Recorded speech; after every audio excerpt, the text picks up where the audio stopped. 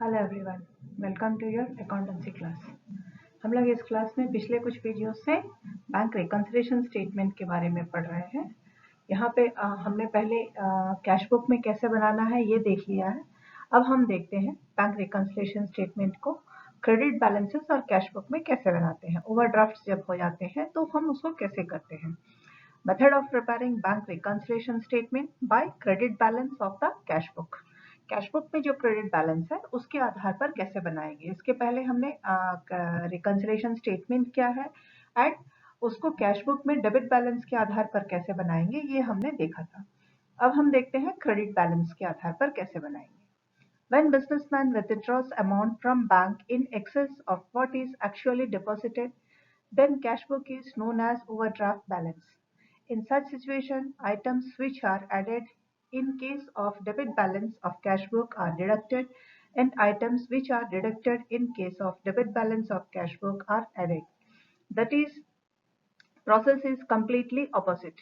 Because overdraft is a loan from bank, if the cash book is shows overdraft balance and businessman deposits check received, then his bank loan decreases by the check amount, whereas in case of debit balance of cash book, the balance will increase on depositing a check. Thus, the two transactions are completely opposite of each other. Therefore, the treatment is opposite. यहाँ पे bank overdraft कब हो जाता है जब businessman के account में जितने पैसे हैं उससे अधिक अगर वो उसको विथड्रॉ कर लेता है तो वो जो एक्सेस अमाउंट है वो ओवरड्राफ्ट हो जाता है। तो ऐसी परिस्थिति में क्या होता है, कैश बुक में इसके डेबिट बैलेंस में इसको डिडक्ट करना पड़ता है। तो ऐसी परिस्थिति में अगर बिजनेसमैन कुछ चेक्स को बैंक में डिपॉजिट करता है जिससे कि जहां उससे उसका बैलेंस आने वाला है तो उतने अमाउंट से वो ओवरड्राफ्ट को रिड्यूस कर दिया जाता है एंड उसका जो लोन है वो घट गया। ओवरड्राफ्ट का मतलब ही होता है कि उसने बैंक से कुछ लोन ले लिया है। दैट इज लोन कहा नहीं जाता लेकिन वो लोन ही हो जाता है। एंड जब बिजनेसमैन उसके अकाउंट में जमा होने वाले पैसों के नाम का कुछ चेक डिपॉजिट करता है तो वो उसका बैंक का अकाउंट का जो पैसा है वो बढ़ता है। ऐसी परिस्थिति में उसका ओवरड्राफ्ट को घट जाता है क्योंकि बिजनेसमैन उसको अपने बैंक जो है उसे अपने अकाउंट में ट्रांसफर करता है। इसी तरह से अगर वो किसी के देने का कैश डिपॉजिट चेक डिपॉजिट कर देता है तो उसका जो लोन है वो और अधिक हो जाता है। इसीलिए पहले जो भी हम लोगों ने ट्रांजैक्शंस किए थे उसका क्वाइट ऑपोजिट ट्रांजैक्शंस अभी करने होते हैं ताकि ओवरड्राफ्ट को रिड्यूस किया जा सके। और इसीलिए ट्रीटमेंट भी जो है उसका जो ट्रांजैक्शंस करने का तरीका है वो भी ऑपोजिट पहले वाले से ऑपोजिट हो जाता है। एंड यहाँ पे हमारा फॉर्मेट है ओवरड्राफ्ट के लिए किस तरह से हम लोग फॉर्मेट बनाते हैं, जिसमें जब ओवरड्राफ्ट का बैंक में ओवरड्राफ्ट का रिकन्सिलिएशन स्टेटमेंट जब बन रहा होता है तो cheques deposited in the bank but not collected और क्रेडिटेड इसको ऐड किया जाएगा इन सबको। जैसे cheques sent to the bank for collection but dishonoured, bank charges and commission charged by the bank and उसके बाद payment made directly by bank, checks issued but left to record in cash book, wrong entry made by bank in passbook, any wrong entry in the receipt side of the cash book। इन सारों को पहले add कर दिया जाता है। इसके बाद में माइनस करते हैं किन किन चीजों को, checks issued but not presented for payment, interest allowed by bank, interest and dividend on investment received by bank, amount directly deposited into bank by customers, checks deposited in the bank but left to be recorded in cash book, any wrong entry made by the bank in the passbook, any wrong entry in the payment side of the cash book। इन सबको फिर minus किया जाता है। इन सबको minus करके जो amount आता है उस अमाउंट को जब हम लोग लिखते हैं then overdraft as per the passbook जो डेबिट हो जा रहा है। क्रेडिट में ये क्रेडिट साइड में हम इन सारी चीजों को यहाँ पे जब हम रिकन्सिलिएशन स्टेटमेंट बना रहे हैं तो क्रेडिट साइड में ओवरड्राफ्ट का जो कैश बुक में जो ओवरड्राफ्ट है उसके क्रेडिट साइड में जो अमाउंट्स है उनमें हम पहले के आइटम्स को ऐड करते हैं, बाद में लेस करते हैं, देन जो अमाउंट होगा उसको हम ओवरड्राफ्ट में पासबुक के ओवरड्राफ्ट में लिखते हैं जिससे कि बैलेंस जो है वो बराबर हो जाए एंड जो प्रॉब्लम पहले आई थी वो सही हो जाए। This is the format and the items which have to be included and added or subtracted for calculation of the overdraft of the passbook. इसके बाद में हमें फिर एक और जगह में इसे ठीक करना होता है, preparing bank reconciliation statement by credit balance of passbook. इस अभी तक हमने क्या है, कैश बुक में जो हमारे बैलेंसेस है क्रेडिट और डेबिट साइड में, उसके आधार पर ठीक किया था पासबुक को। अब हम पासबुक पे जो हमारा बैलेंस है, इसके आधार पर कैश बुक में हम चेंजेस करेंगे। Items because of which the credit balance of passbook is increasing are deducted, and the items because of which the balance is decreased are added while preparing bank reconciliation statement by credit balance of the passbook. Passbook के credit balance के आधार पर जब हमें bank reconciliation statement बनाना होता है, तो जो आइटम्स क्रेडिट साइड में पासबुक में इंक्रीज हो गई है उनको माइनस करते हैं, एंड डिक्रीजेस जो बैलेंसेस, जिन बैलेंसेस की वजह से हमारा पासबुक में अमाउंट डिक्रीज हो गया है, उसे हम बैलेंसेस डिक्रीज उसको ऐड कर देते हैं। तो फिर हमारा वो बैलेंस जो है वो बराबर हो जाता है। क्रेडिट साइड के बैलेंस में जो अमाउंट इंक्रीज हो रहा है उन आइटम्स को हम डिडक्ट करेंगे, एंड जिन आइटम्स की वजह से डिक्रीज हो रहा है उन आइटम्स को हम ऐड करेंगे, तब जाकर के हमारा पासबुक का जो बैलेंस है वो सही होगा। ये हम क्रेडिट बैलेंस के आधार पर बनाएंगे। सबके दोनों के जो फॉर्मेट्स है वो हम नेक्स्ट वाले स्लाइड्स में देखेंगे। यहाँ हम पहले देखते हैं कि बैंक रिकंसिलिएशन स्टेटमेंट को किस तरह से, किसके आधार पर कैसे बनाना है। ये तो हमारा था क्रेडिट बैलेंस के आधार पर, हम पासबुक का जो क्रेडिट बैलेंस है उसके आधार पर हम कैसे बनाएंगे ये देखा। अब हमें देखना है preparing bank reconciliation statement by debit balance of the passbook और ओवरड्राफ्ट। जो ओवरड्राफ्ट था उसके आधार पर हम किस तरह से पासबुक के आधार पर कैसे बनाएंगे। इसके पहले हमने जो किया था वो कैश बुक के आधार पर था। अब हम देखते हैं पासबुक के आधार पर हम इसको कैसे करेंगे। जब पासबुक के आधार पर करना है, items because of which the debit balance of passbook is increasing are deducted. Passbook में जिन आइटम्स की वजह से कैश बुक के से पासबुक में अधिक अमाउंट दिखाया जा रहा है, उन सबको हम पहले डिडक्ट करते हैं। इसके बाद में and the items because of which the balance is decreasing are added.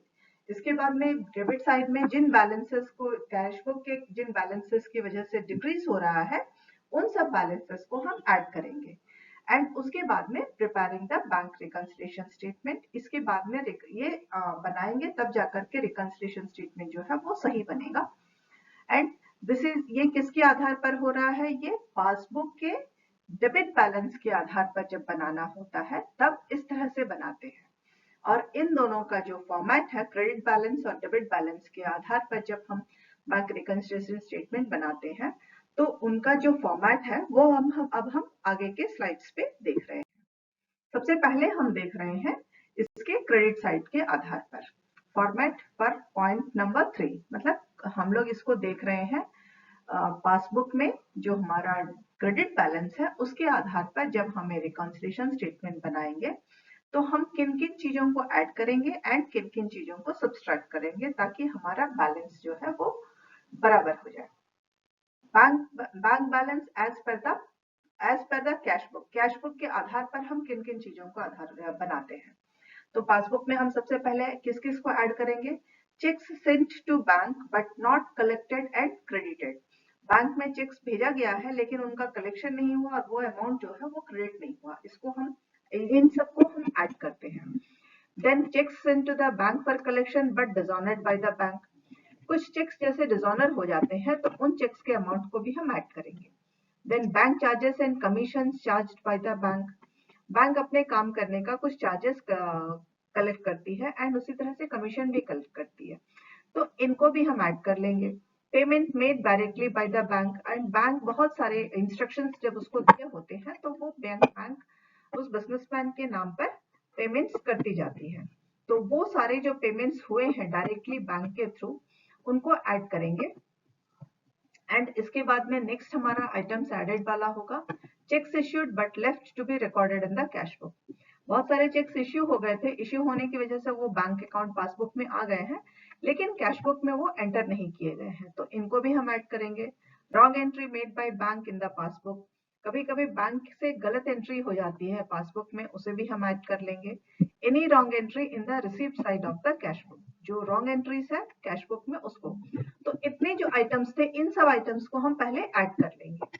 इसके बाद में हम माइनस करेंगे किन किन आइटम्स को, checks issued but not presented for payment. इसके बाद में कुछ चेक्स इश्यू कर दिए जाते हैं लेकिन वो पेमेंट के लिए प्रेजेंटेड नहीं किए जाते हैं, उन सबको हम डिडक्ट करना शुरू करेंगे। Then interest allowed by bank on deposit, interest and dividend on investment received by bank, amount directly deposited in the bank by customers, checks deposited in the bank but left to be recorded in cash book, any wrong entry made by bank in passbook, any wrong entry in the payment side of the cash book. ये सब चीजों को minus किया जाता है, सबको एक साथ करके माइनस करेंगे तो टोटल अमाउंट जो यहाँ पे आएगा उसको लिखेंगे। एंड सबसे पहले तो बैंक, ऊपर में हमने क्या लिखा है, bank balance as per the cash book, cash book के साथ में जो बैलेंस था उसको लिखा। इसके बाद में जो जो एंट्रीज हमारे यहाँ पे गड़बड़ हुई है उन सबको हमने एक जगह लिखा और उसका जो टोटल है वो पहले ऐड करने के लिए लिख दिया। इसके बाद में दूसरा जो हमारे जो जो बैलेंसेस थे जिसे माइनस करना है उन सबको लिख के उस अमाउंट को हम यहाँ लिख देते हैं। इसके बाद में जब वो दोनों ऐड और माइनस सब्सट्रैक्शन हो जाएगा तब balance as per the passbook करके डेबिट साइड में वो लिखा जाएगा। तो इसके आधार पर तब हमारा चेक हो जाएगा कि हमारा बैलेंस सही हुआ है या नहीं हुआ है। सही हो जाता है तभी वो रिकंसिलिएशन कहलाता है। This is the thing which we have to do. Then इसके बाद में हमें करना है, अगला स्लाइड में हम देखेंगे कि इसके डेबिट साइड से हम करते हैं। अभी डेबिट साइड से देखा, अब हम क्रेडिट साइड पे लेते हैं तो कैसा होता है। ओवरड्राफ्ट, बैंक के पासबुक में जो ओवरड्राफ्ट दिखाया जा रहा है तब हम किन किन आइटम्स को ऐड करेंगे और किस किस को सब्सट्रैक्ट करेंगे। जैसे देखिए overdraft as per the passbook करके हमने सबसे पहले वहां ऊपर अमाउंट लिख दिया। Then we will start adding checks issued but not presented for payment, interest allowed by bank on deposit, interest and dividend on investment received by bank, amount directly deposited into bank by customers, checks deposited in the bank but left to be recorded in the cash book, any wrong entry made by the bank in the passbook, and any wrong entry in the payment side of the cash book. इन सारी चीजों का जो भी transaction है उन सबको हम एक जगह में लिख करके, यहाँ देखिए हमने दो कॉलम बनाया हुआ है इसीलिए, तो पहले वाले कॉलम में इन सबको लिख के इसको ऐड करेंगे एंड उस टोटल अमाउंट को हम सेकंड वाले कॉलम में लिखेंगे। सेकंड कॉलम में हमने टॉप में ऑलरेडी ओवरड्राफ्ट पासबुक के आधार पर जितना अमाउंट ओवरड्राफ्ट था वो ऑलरेडी हम लिख चुके हैं। उसमें ये जितना लिस्ट अभी तक हमने पढ़ा है इसको ऐड, इसका टोटल जो है उसको ऐड करेंगे। देन हमें सब्सट्रैक्ट भी करना होगा जो कहाँ जहां गलतियां हुई हैं, तो जहां जहां गलतियां हुई हैं उनको वो जो चेक से होंगे या वो जो ट्रांजैक्शंस होंगे उसे अब हम देखते हैं। Cheques sent to bank but not collected and credited, बहुत सारे चेक्स बैंक को भेज तो दिए जाते हैं लेकिन उसका कलेक्शन नहीं हो पाता है और अभी तक उसका क्रेडिट नहीं हुआ है, तो वो सारे अमाउंट्स को हम पहले लिखेंगे। देन से cheque sent to the bank for collection but dishonoured by the bank, जो डिसऑनर्ड चेक्स है हम उस अमाउंट्स को लिखेंगे। Bank charges and commission charged by the bank, बहुत कई बार हमने पहले भी पढ़ा है कि बैंक कुछ कमीशन चार्ज करती है एंड अपना आपका काम करने का, बिजनेसमैन का काम करने का वो कुछ चार्जेस भी लेती है, तो वो जो अमाउंट्स है उन सबको भी हम यहाँ पे डालेंगे, ऐड करेंगे। Then payment made directly by the bank, उसी तरह से बैंक बहुत जगह में पेमेंट्स करती है तो उस अमाउंट को भी लिखना है। Cheques issued but left to be recorded in the cash book, cash book में बहुत सारे चेक्स इश्यू हो जाते हैं लेकिन वो कैश बुक में एंट्री नहीं हो पाते हैं, कुछ वजह से रुके रुके हुए रहते हैं, तो उस अमाउंट को भी हम लिखेंगे। Then wrong entry made by bank in the passbook, passbook में अगर कहीं कोई गलत एंट्रीज हो गई है तो उसको भी एंटर करेंगे। Payment made directly by bank as per the standing orders, और स्टैंडिंग ऑर्डर के ऑर्डर जो इंस्ट्रक्शंस पहले से दे दिए जाते हैं उसके आधार पर बैंक बहुत जगह में पेमेंट्स करती है, तो उस अमाउंट को भी, इन सारे अमाउंट्स को ऐड करके इस टोटल को हम सेकेंड कॉलम के जो ओवरड्राफ्ट अमाउंट और जो एडेड अमाउंट था उसमें से सब्सट्रैक्ट करेंगे, तब जाकर के हमारा overdraft as per the cash book जो है वो सही बनेगा। तो इस तरह से क्या है कि हमें पहले चेक करना होगा और उसके बाद में उन सबको ऐड और सब्सट्रैक्ट करते हुए हम बैंक रिकंसिलिएशन स्टेटमेंट बनाते हैं। अब हम देखते हैं आगे के कुछ और आइटम्स जिसको किस तरह से डील किया जाएगा।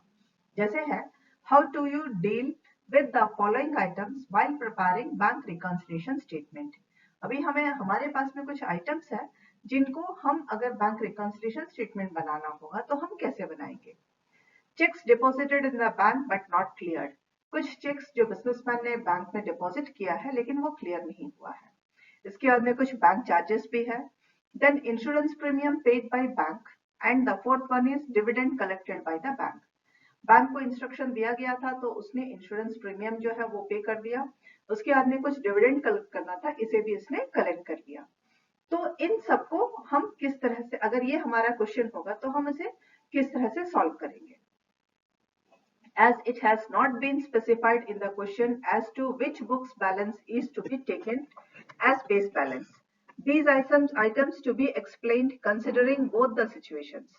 जैसे इस क्वेश्चन में ये नहीं बताया गया है कि हम किस बुक के आधार पर ये रिकंसिलिएशन को बनाएंगे, पासबुक के आधार पर या कैश बुक के आधार पर। तो ऐसी स्थिति में यहाँ पे हम, चूंकि हमारा ये एग्जाम्पल है, तो हम दोनों ही परिस्थितियों में इसे किस तरह से बनाना है उसको पहले देख लेते हैं। तो पहले हम कंसिडर करेंगे कि कैश बुक को आधार बनाते हैं। अगर हम कैश बुक के बैलेंस को आधार में लेते हैं एंड उसके बाद में हमें अगर इन 4 ट्रांजैक्शंस को चेंज करना है तो हम कैसे करेंगे। तो पहला यहाँ पे हमारा जो बेस बैलेंस है वो कैश बुक का बैलेंस है। हम ये समझ रहे हैं कि कैश बुक के आधार पर यहाँ हमारी कुछ गड़बड़ियां हुई हैं, तो हम उसको किस तरह से ठीक करेंगे। Amount of cheque deposited into bank should be deducted from the cash book balance. Amount of जो चेक का जितना अमाउंट था, जिसे कि हमने ये मान के कि चला है कि लिखा है कैश बुक में कि ये चेक डिपॉजिट हो चुका है, उस अमाउंट को हम डिडक्ट कर देंगे, क्योंकि डिपॉजिट होने से नेचुरली बैंक में अमाउंट जो है वो रिड्यूस हो जाएगा। Then bank charges should be deducted from the bank balance. इसके बाद जो हमारा बैंक बैलेंस का कॉलम है वहां पे बैंक चार्जेस जो थे, जो हमें पहले बिजनेसमैन को पहले नहीं पता था, वो अमाउंट जो है उसे डिडक्ट कर दिया जाएगा कैश बुक से, ताकि कैश बुक का बैलेंस और कम हो जाए। Then insurance premium collected by bank should be deducted from the cash book balance. इसके बाद में इंश्योरेंस प्रीमियम भी तो बैंक ने पे कर दिया था, तो उसको भी हम लेस करेंगे। इसके बाद में जो डिविडेंड कलेक्ट किया था हम लोगों का, जो बिजनेसमैन का जो डिविडेंड था जिसे कि बैंक ने कलेक्ट कर लिया, उसे हम कैश बुक के बैलेंस में ऐड कर देंगे। तो इस तरह से जब करेंगे तो हमारा कैश बुक के बैलेंस पर पासबुक का जो बैलेंस है वो सही हो जाएगा, कैश बुक और बैंक बैलेंस जो है वो सही हो जाएगा। इसके बाद में हम आगे जाके देखते हैं नेक्स्ट हमारा दूसरा पॉइंट क्या होगा, considering passbook balance as the base balance. इसके पहले हमने जो ट्रांजैक्शंस को माइनस करना है या प्लस करना है करके डिसाइड किया, वो इसलिए डिसाइड किया क्योंकि हम कैश बुक के बैलेंस को आधार लेकर के पासबुक के बैलेंस को ठीक कर रहे हैं। अब हम क्या करेंगे, पासबुक के बैलेंस को आधार बना करके कैश बुक के बैलेंस को से ठीक करेंगे। तो ऐसी परिस्थिति में क्या करना है, amount of cheque deposited in the bank should be added to passbook balance. जो अमाउंट हमने चेक डिपॉजिट किया था, तो जितना अमाउंट था जिसे कि पासबुक में एंट्री नहीं की गई थी, उसे हम ऐड करेंगे। इसके बाद में bank charges should be added to the passbook balance. उसके बाद में बैंक जो चार्जेस कट करने वाली है उसको भी ऐड करेंगे। Then insurance premium collected by bank should be added in the passbook. ये भी एंट्री नहीं हुई थी तो इसे भी हम ऐड करेंगे। Then dividend collected by bank should be deducted from the passbook balance. उसके बाद में डिविडेंड जो कलेक्ट हो गया था वो जो नहीं एंट्री की गई थी उसको हम पासबुक के बैलेंस से माइनस कर देंगे। Then preparation of bank reconciliation statement after correcting the cash book. ये तो हमने पहले कर दिया, उसको करेक्ट करने के बाद में उस कैश बुक को हम कैसे बनाएंगे। Bank reconciliation statement, cash book में हमने उसको करेक्ट कर दिया, लेकिन रिकंसिलिएशन स्टेटमेंट हमें बनाना है तो वो हम कैसे बनाएंगे। First of all, N amended cash book is prepared by adopting the following process. सबसे पहले एक अमेंडेड कैश बुक बनाना पड़ता है, जो कि कुछ इस तरह से होगा। Preparation of amended cash book, lot of times students will be asked to prepare bank reconciliation statement on the basis of incomplete information. In such situation, first amended cash book is to be prepared. After that, bank reconciliation statement with basis as amended cash book under this method. सबसे पहले कई बार students को ये बोला जाता है, पूरा passbook का डिटेल नहीं दिया जाता है एंड उसके बाद में उसके बिना ही इन्हें बैंक रिकंसिलिएशन स्टेटमेंट को बनाने के लिए कहा जाएगा। कई बार ऐसे चांसेस होते हैं, बट दिस इज अभी आपके सिलेबस में ये नहीं है, मैं फिर भी आपको बता दे रही हूँ। इसमें क्या है कि लेकिन पहले आपको ऐसी परिस्थिति में एक अमेंडेड कैश बुक बनाना पड़ता है। मतलब जो कैश बुक में जो जो गलतियां हुई हैं उसको सुधारते हुए एक कैश बुक बनाना होता है। उसके बाद में ही हम बैंक रिकंसिलिएशन स्टेटमेंट जो है वो बनाते हैं। अब हम देखते हैं उसे कैसे कर रहे हैं। तो सबसे पहले first of all cash book bank column, सिर्फ बैंक कॉलम बनाएंगे। इस prepared, it starts with the balance of cash book given in the question. आपके जो बैंक बैलेंस कैश बुक का जो बैलेंस जो बुक में दिया होगा, क्वेश्चन में दिया होगा, सबसे पहले हम उसको लिखेंगे, वहां से हमारी एंट्री शुरू होती है। एंड यहाँ पे हम सिर्फ बैंक कॉलम बना रहे हैं क्योंकि हम बैंक कॉलम के साथ में इसको रेक्टिफाई कर रहे हैं। Then rectification entries are passed at the time of preparing cash book for errors. इसके बाद में कैश बुक में जो गलतियां हुई थी उसके लिए रेक्टिफाइंग एरर, मतलब उन गलतियों को सुधारने के लिए जिन एंट्रीज को डालना है उन एंट्रीज को डाला जाता है। Rectification entries are passed at the time of preparing cash book for errors under और ओवरकास्टिंग ऑफ द डेबिट और credit side of the cash book. सबसे पहले या तो कम अमाउंट या अधिक अमाउंट जो डेबिट और क्रेडिट साइड में जो बैलेंस आया था उसे कैश बुक में एंटर करना है। सबसे पहले जो डिफरेंसेस आए थे उस डिफरेंस अमाउंट को सबसे पहले एंटर करना है। Then cheques issued to creditors but not entered in the cash book. वो सारे चेक्स जो क्रेडिटर्स को इश्यू तो कर दिए गए थे लेकिन कैश बुक में एंट्री नहीं किए गए हैं। इसके बाद में थर्ड नंबर पे हम वो सारी चीजों को लिखेंगे। देन उसके बाद में checks deposited in the bank but omitted from the entering in cash book. उसके बाद में कैश बुक में चेक्स बैंक में डिपॉजिट तो कर गए हैं लेकिन कैश बुक में उनकी एंट्रीज नहीं हुई है, तो उन सबको भी हम एंटर करेंगे। Then wrong amount entered in the cash book. उसके बाद में जहां जहां पे भी रॉन्ग अमाउंट हमने एंटर कर दिया था कैश बुक में, उन सबके जो सही अमाउंट है उसको हम एंटर करेंगे। Then entry on the wrong side और इन द रॉन्ग कॉलम। कई बार कैश बुक में क्या होता है कि रॉन्ग साइड में एंट्रीज हो जाती है। जैसे जिस अमाउंट को डेबिट साइड में लिखना था वो क्रेडिट साइड में आ जाता है एंड जिसको क्रेडिट साइड में लिखना था वो डेबिट साइड में आ जाता है। और कभी कभी बैंक कॉलम वाला जो कैश बुक में चला जाता है कैश कॉलम में एंड कैश कॉलम वाला बैंक कॉलम में। तो ये जो गलत कॉलम्स में जो एंट्रीज हो गई है उनको सही साइड में करेंगे। Then any transaction entered twice in the cash book. कुछ ट्रांजैक्शन गलती से 2 बार आ जाते हैं तो उन सबको सही करेंगे, एक ही बार उसको एक बार का हटाएंगे।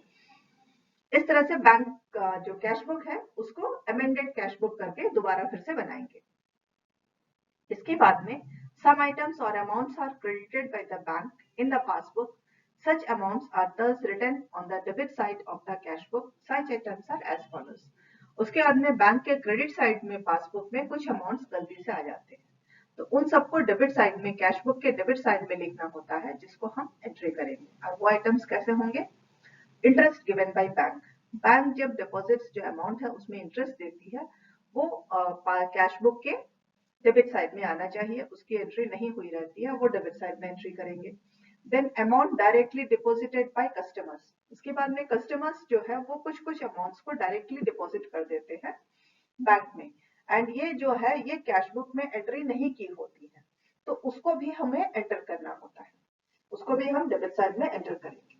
देन इंटरेस्ट और dividend collected by bank on behalf of the businessman.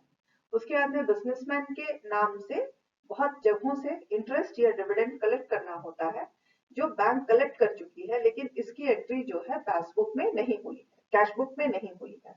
ये पासबुक में एंट्री हो चुकी है क्योंकि बैंक ने कलेक्ट किया है लेकिन कैश बुक में उसकी एंट्री नहीं हुई थी तो उसको भी एंटर करना होता है ताकि जो कैश बुक है कैश बुक का अमाउंट जो है वो चेंज हो सके। जो डिफरेंसेस आ रहे थे हम उसको ठीक करने के लिए इसको एंटर करना बहुत जरूरी होता है।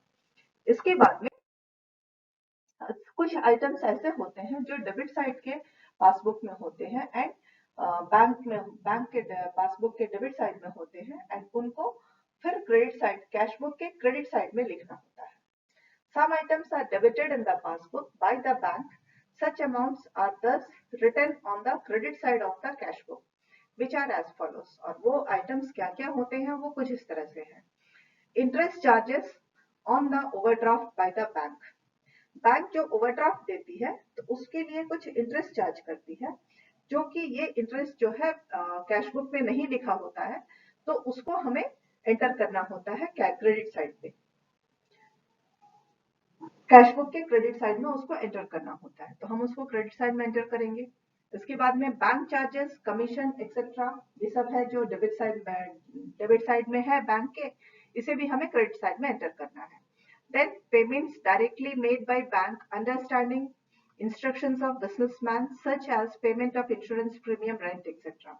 उसके बाद में आपके अकाउंट से बहुत सारे अमाउंट्स निकाल करके बिजनेसमैन के नाम पर जो बैंक है वो पे कर देती है। जैसे बिजनेसमैन का अगर इंश्योरेंस है, प्रीमियम है, तो उसे पे कर देती है, रेंट पे कर देती है।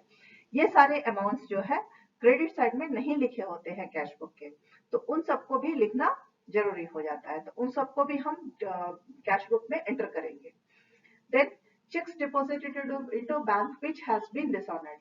उसके बाद में कुछ चेक्स जो डिसऑनर हो गए हैं, ये पता नहीं होता है कि हमारे कुछ चेक्स डिसऑनर हो गए हैं, तो ये सारे अमाउंट्स को भी कैश बुक में एंटर करना होता है। ये अमेंडमेंट कैश बुक बनाने के बाद में जाकर के हम बैंक रिकंसिलिएशन स्टेटमेंट बनाते हैं। इस तरह की सारी चीजों को एंटर करके कैश बुक में एक अमेंडेड कैश बुक करके हम दोबारा फिर से बनाएंगे। उसके बाद में ही हम बैंक रिकंसिलिएशन स्टेटमेंट बनाएंगे। After this, amended balance of cash book is calculated and preparation of bank reconciliation statement is started. इसको बनाने के बाद में कैश बुक का क्या बैलेंस है उसे कैलकुलेट करेंगे, उसके बाद में ही हम बैंक रिकंसिलिएशन स्टेटमेंट बनाएंगे। Here it must be noted that the following items are shown amended cash book. And उसके बाद में ये जो हम लिखेंगे, इन सारों को हम लिखेंगे वहां पर के these are the amended cash book entries items है। जैसे cheques issued which have not been released and credited by the bank. Cheques issue हो गए हैं लेकिन रिलीज नहीं हुए, लेकिन बैंक ने उसको क्रेडिट कर दिया है, तो उन सबको अमेंडेड कैश बुक में लिखेंगे। Cheques issued which have not been presented for payment. उसके बाद में कुछ चेक्स इश्यू हुए हैं लेकिन पेमेंट के लिए वो प्रेजेंट नहीं हुए हैं, तो उनको भी लिखना होगा। Any wrong entry in the passbook, passbook में जितने रॉन्ग एंट्रीज हैं उन सबको भी लिखना है। These items will be shown in bank reconciliation statement, और ये सारे आइटम्स जो है हमें बैंक रिकंसिलिएशन स्टेटमेंट में दिखाना होता है। तो here our bank reconciliation statement chapter is over. Next video में हम अगले चैप्टर पे आते हैं। इस वीडियो में यहाँ तक ही है। Thank you everyone. बार बार इसको देखिए, समझिए और सुनिए, so that you will be able to understand the bank reconciliation statement. Thank you everyone.